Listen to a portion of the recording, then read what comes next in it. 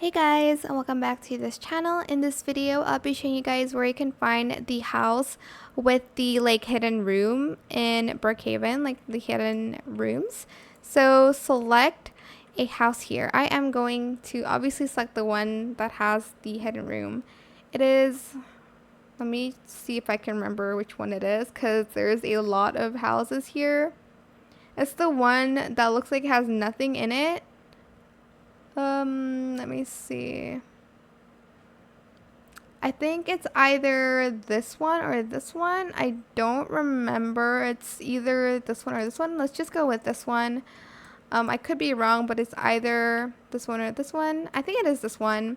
So I'm just going to go to this house, and here is where the secret rooms are. It's pretty creepy if I'm being honest. Like, look at it. But yeah, that is where you can find the house with the secret tunnels in Brookhaven. I hope this tutorial was helpful for you guys. Don't forget to like, comment, share, and also subscribe to this channel if you haven't done that already. If you have any more questions about this video, just leave it in the comment section down below. I will try my best to answer them all for you guys. And if you found this video helpful, please click the thanks button as well. That is it for this video. Thank you so much for watching. Bye.